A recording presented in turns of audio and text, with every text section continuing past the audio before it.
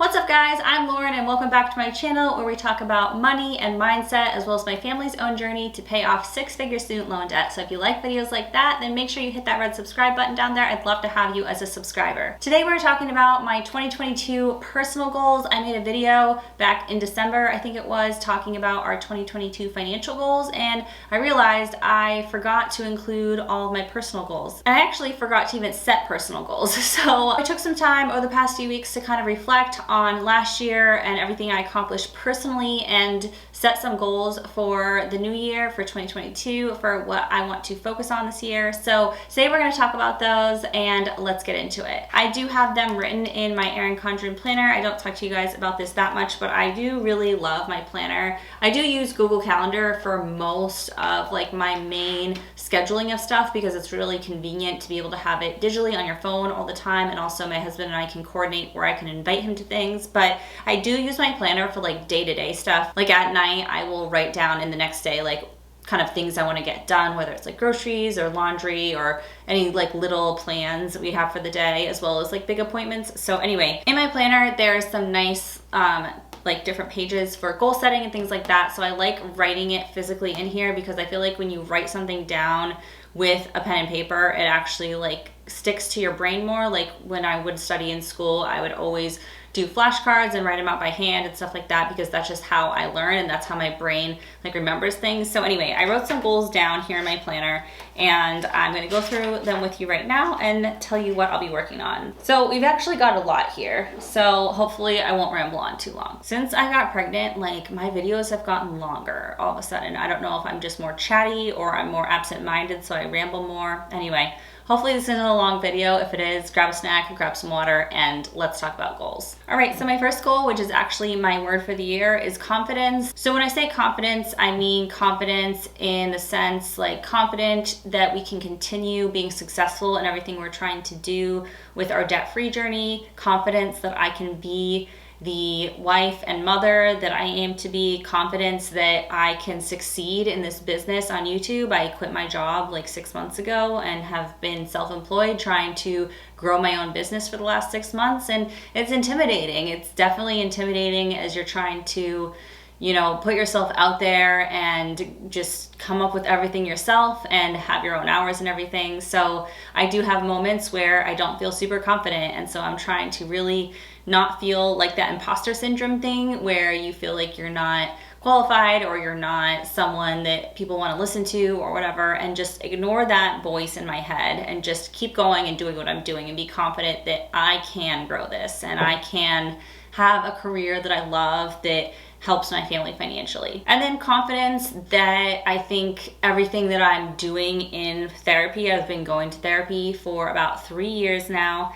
and just confidence that everything I'm doing and working on in therapy is helping me learn and grow. I'm not the person I was when I started therapy, and that's not all just gonna go away. I'm gonna be able to grow as a person and be the best version of myself as I continue in therapy, and that's not gonna just like reverse itself. It's gonna keep moving forward in making progress. Progress isn't ever a straight line, so of course you have setbacks and you have bad days and you have good days and stuff, but overall I just want to continue trending in the positive direction with everything in my life. Okay, the next personal goal I have this year is patience.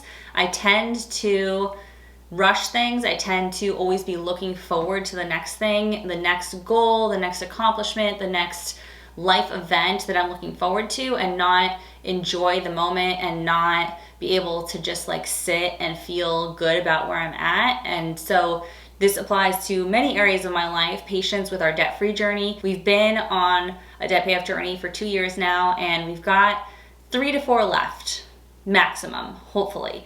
So we are well on our way, but we're not like, it's not like, you know, in 6 months or anything. It's not this year. It's not next year even. Like it's a little ways down the line, and I just need to be patient with it and stick with it and know that we will get there. The other thing is we are like planning to sell our house sometime next year, and I'm feeling like excited and anxious about that, but there's a bunch of reasons why we aren't ready to do it right now. And so just being patient and enjoying our home and enjoying this time in this home where my daughter lived since she was born, and we have all these wonderful memories, and not rushing to the next thing.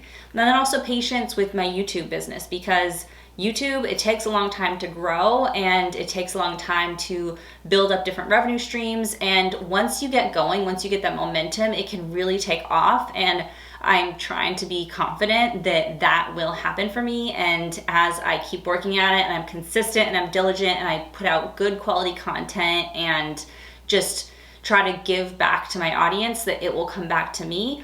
But yeah, just having to be patient for that, because it doesn't happen overnight. It doesn't even happen over the course of a year sometimes. Sometimes it takes several years to grow something, and you just have to be patient and confident that it will keep growing. All right, my next goal is just more of like a tangible, practical goal, and that is to exercise 3 days a week. I really didn't exercise much when I was pregnant with my daughter, because I just, like, my body wasn't feeling it. I was in a very stressed state, in a very stressful job, in a very bad, like, mental, emotional state. I had barely started therapy. No, I started like shortly after she was born. So I hadn't started therapy yet, and I was just like, my body was like telling me that exercise wasn't agreeing with me. Like anytime after I exercised while I was pregnant with my daughter, I just didn't feel good. And this time around, it's different. I'm feeling like it's a good fit, and I've just been doing like speed walking uphill on a treadmill, and that has been really nice. It's nice to get steps in, especially while I'm home all the time with a 2-year-old. Like, you don't always get to walk that much. I'm like walking little distances to get her things and stuff. But even if we go for a walk in the neighborhood, like, she's not going very fast, and so I'm not getting a lot of steps in. So getting in exercise has been really good. Every time I've done it, I felt really good afterwards, especially now that I'm out of the first trimester and I'm feeling healthier. I'm able to exercise. So I have been sticking to that. I have been doing at least 3 days a week on the treadmill. And then I really want to get started with a prenatal yoga at least once a week, because I just feel like the stretching and the strengthening will be really good for me. So yeah, those are my exercise plans. So far, sticking to them. We'll see how it goes as pregnancy progresses, but so far so good. And then my next goal is to drink water. I had this one on my goals last year, and I did a very bad job with it. Well, not very bad, but I didn't succeed. So I'm really trying to be diligent and drink lots and lots of water this year, and just take really good care of my body, hydrate myself. I feel like water is just like the magic cure for everything, especially when you're pregnant, but just even all the time, like just staying hydrated really changes a lot. And so yeah, I'm really focusing on drinking water. I have always struggled with this. So anyway, drinking water, 2022, we're gonna do it. All right, just a few more. So the next one is I really want to try to spend more time outdoors, especially outdoors with my daughter. It's tough when you live somewhere where it's cold 6 months out of the year like I do. It's not always fun to get all bundled up and stand outside, especially, like I said, my daughter's 2, and so she'll just like find some sticks on the ground and just want to sit there for 10 minutes, and there's like this cold wind coming by, and it's kind of uncomfortable to be outside sometimes, but it's so good to get that fresh air, especially again when I'm home all the time. I'm not really going a lot of places right now, and so getting outside and fresh air is really, really important. As I'm filming this, it is end of January, and so we've got like another month and a half, maybe 2 months till we get some maybe 50-degree days, and that will be really nice when we have those warmer days and can step outside and feel like a little bit of sun on your face. So I'm really looking forward to that. But yeah, it's just so good for kids to have outdoors time, and it's good for me and my mental health to have outdoors time. So I'm really trying to make it a priority to spend more time outdoors in 2022. All right, my next goal for this year is to have a healthy delivery of baby number 2. I'm having a little girl in July, and so I am almost halfway through pregnancy. It's going pretty fast, I would say. The first trimester was slow, and now the second trimester is like flying by. And I remember that last time it happened that way, and then the third trimester was slow again. So I'm in the fast trimester right now. So yeah, anyway, having a healthy delivery is not totally in my hands, of course, but there are things that I can do to contribute to that, keep my body healthy, keep myself in shape, make sure I'm eating the right things, make sure I'm staying hydrated, and making sure I'm doing different exercises and things that I can to help support my body throughout delivery. So that is my goal for this year, to have a healthy delivery of baby number 2. And I'm really looking forward to her getting here. And then my final goal for this year is to have healthy boundaries. This is something that I have worked on a lot